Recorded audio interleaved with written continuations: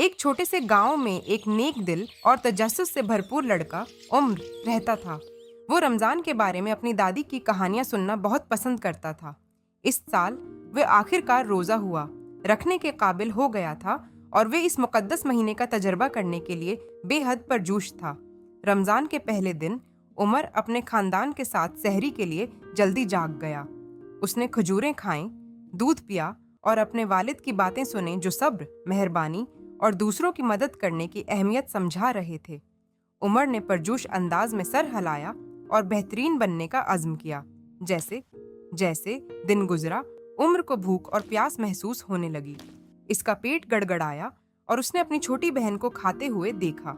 उसे खाने की शदीद ख्वाहिश हुई, मगर उसे अपने वालिद की सब्र की बात याद आ गई। उसने गहरी सांस ली और अपने दिन को जारी रखा। दोपहर में इमर बाहर गया और अपने दोस्त समिया को अकेले बैठे देखा। समिया उदास लग रहा था तो उमर उसके पास बैठ गया और पूछा कि क्या हुआ। मेरे वालिदीन देर से काम कर रहे हैं और हमारे पास अफ्तार के लिए ज्यादा खाना नहीं है, समिया ने आहिस्ता से कहा। उमर का दिल अपने दोस्त के लिए तड़प उठा। बगैर किसी हचकचाहट के वह अपने घर भागा और अपनी माँ से पूछा कि क्या वो समिया के साथ अपना अफ्तार शेयर कर सकते हैं। उसकी माँ मुस्कुरा कर बोली, बेशक, और खजूरों, चावल और फलों की प्लेट पैक कर दी। जब सूरज गुरूब होने लगा, उम्र और समिया अपने खानदानों के साथ बैठे और पानी और खजूरों से रोजा खोला। समिया की आंखों में शुक्रगुजारी की चमक थी जब उसने मज़ेदार खाना खाया। उस रात उम्र के दिल में एक अजीब सी खुशी थी।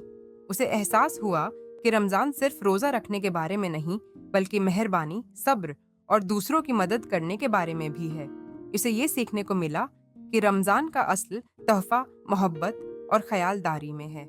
इस दिन के बाद उमर ने अहद किया कि वो जब भी किसी की मदद कर सकता है जरूर करेगा, क्योंकि उसे मालूम हो गया था कि एक छोटा सा नेकी का अमल भी बहुत बड़ा फर्क पैदा कर सकता है। इस कहानी से हमें ये सबक मिलता है कि रमजान सिर्फ रोजा रखने के बारे में नहीं, बल्कि मेहरबानी, सब्र और सखावत के बारे में भी है।